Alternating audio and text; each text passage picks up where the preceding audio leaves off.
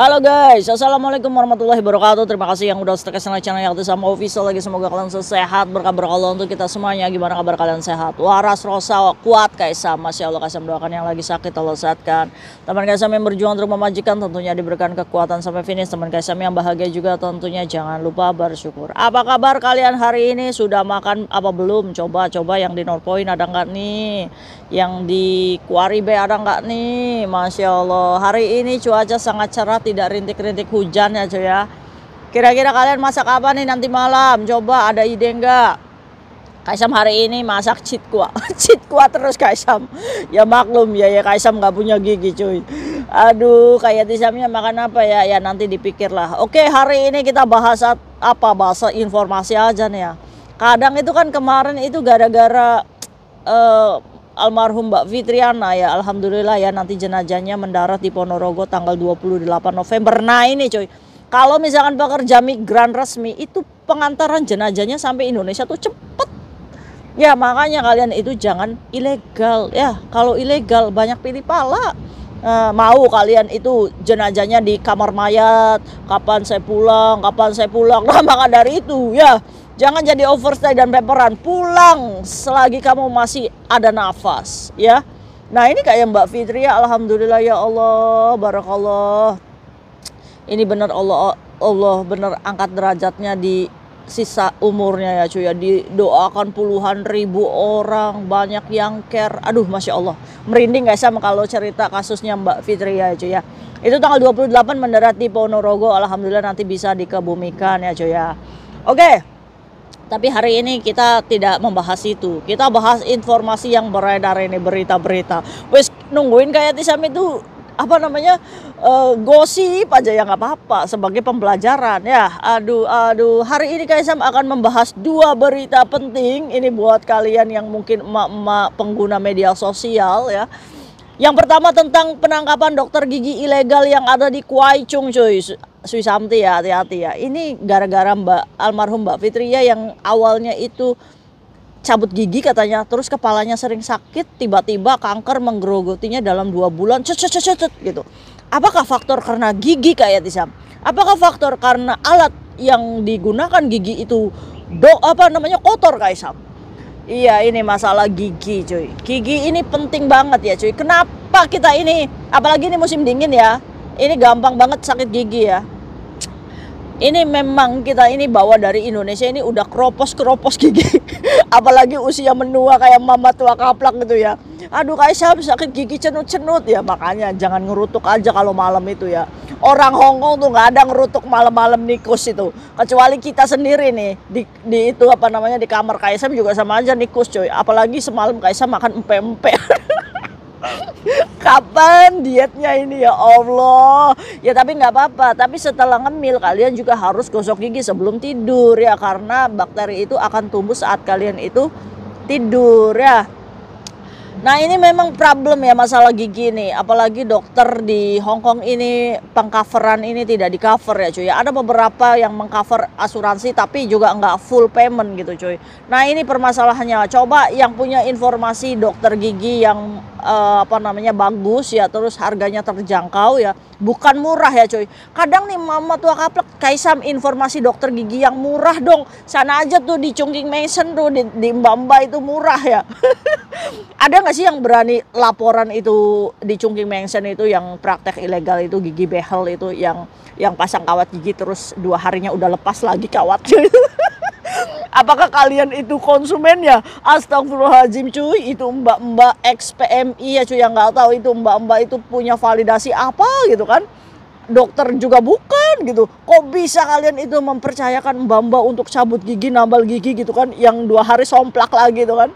Garansi emprut. Buat kalian itu udah jangan percaya mbak-mbak kayak gitu. Udah buat bunyi bornya itu sampai ih mengerikan. Kok kalian mau sih datang ke sana? Astagfirullahaladzim. Kaisam itu matiin rezeki. Bukan. Dia itu tidak boleh melakukan praktek di sini ya cuy ya. Kalian kok ke sana? Ya jangan salahkan dia kalau kalian kenapa-kenapa gitu ya kan. Saking pengen selfie cantiknya gitu pakai behel gitu kan. Senyum, sis, ada kawat giginya. Ada nggak sih? Astagfirullahaladzim. Kok kalian itu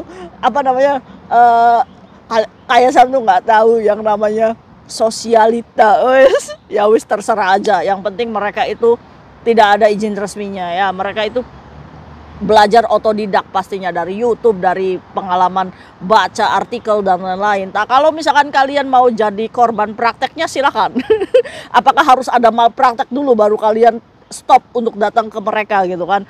Jangan salahkan mereka promo ugal-ugalan, orang mereka cari rezeki kok, mereka cari uang tambahan. Nah, kita hanya sendiri nih yang punya batasan dan punya kepintaran sendiri. Ini bahaya nggak ya untuk kita? Ini masalahnya nyawa cuy, apalagi gigi gitu kan. Ini orang Hongkongnya aja ini ketangkep di Guaichung tuh 53 tahun. Mr. Lee, mungkin dia dulunya dinamain Dr. Lee kali.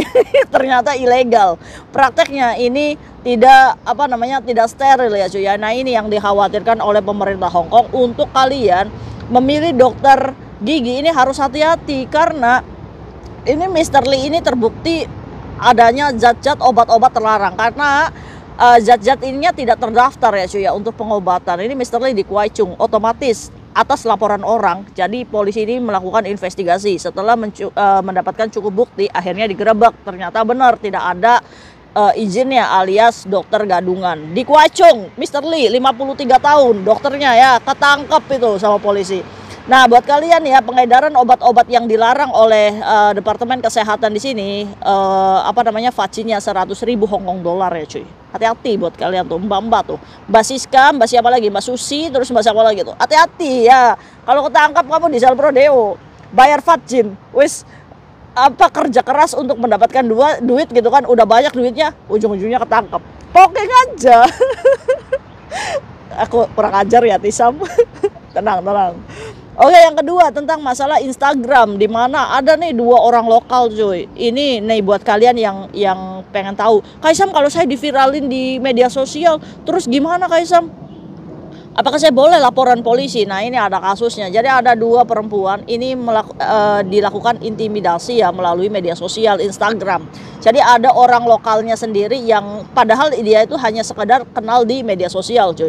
Tiba-tiba mendapatkan pengancaman lewat Instagram cuy. Akhirnya sih 2 korban ini melaporkan ke polisi di Sungwano. Jadi polisi Sungwano ini melacak dan akhirnya ketangkeplah tuh itu si laki-laki atas intimidasi pengancaman melalui media sosial ya cuy ya. Akhirnya apa? Akhirnya damai, tapi damai pun tetap aja laporan dicabut, tapi dia yang dilaporkan itu harus membayar sejumlah uang kepada polisi karena sudah ditangkap. Inilah cuy, kalau misalkan kita melaporkan dan laporan itu dicabut, tetap aja yang dilaporkan kalau terbukti dia mengintimidasi, otomatis dia harus bayar ke polisi. Nah, ini untuk kalian nih yang suka memviralkan orang ya, yang misalkan nih nomor Hongkong ya, terus kalian tuh di-share fotonya secara ugal-ugalan gitu cuy, adanya pengancaman, adanya viral video kayak gitu ya cuy ya, terus foto yang melukai harga diri kita gitu, yang menginjak-injak kita.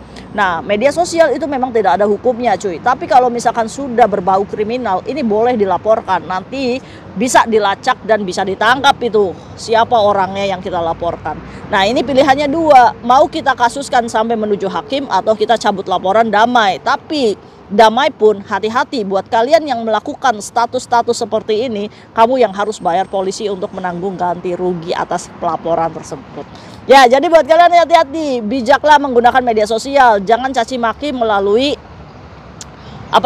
media sosial di Hongkong ya, karena kalau misalkan adanya pengancaman, adanya penyebaran yang sure kayak gitu, kalian bisa terjerat. Jangan sampai uang kita keluar hanya karena laporan teman kita, ya kan? Padahal sih sepele menurut kita, tapi teman kita merasa terlukai gitu, merasa diancam, merasa apa. Nanti kalau misalkan teman kamu ini berani untuk lapor polisi, ya kena kamu ya. Makanya udah status Instagram yang happy aja ya.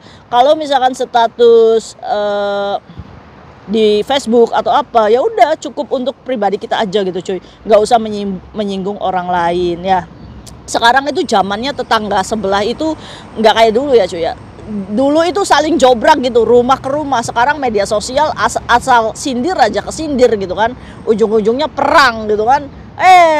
Caci maki di sini, akhirnya dilaporkan kita sendiri yang rugi. Itu mungkin berita yang bisa Kaisam bagi ke kalian. Cuma ini aja ya, masukan dari Kaisam.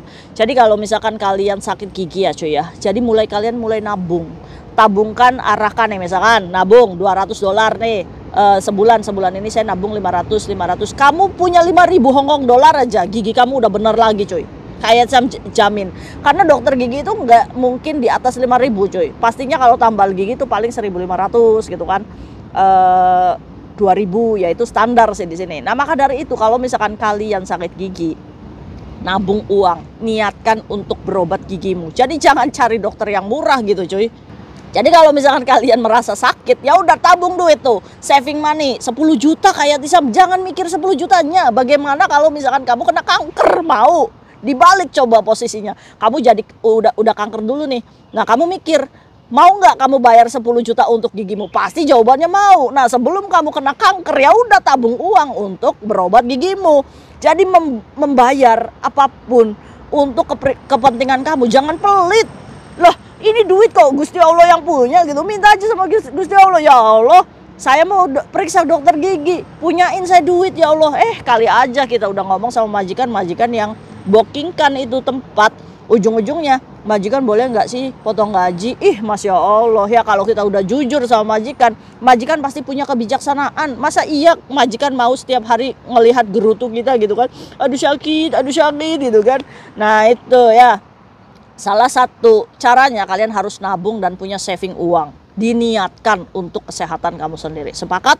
Oke ya. Ada beberapa klinik dokter gigi yang gratis. Ini setiap health center ya. Di setiap tempat.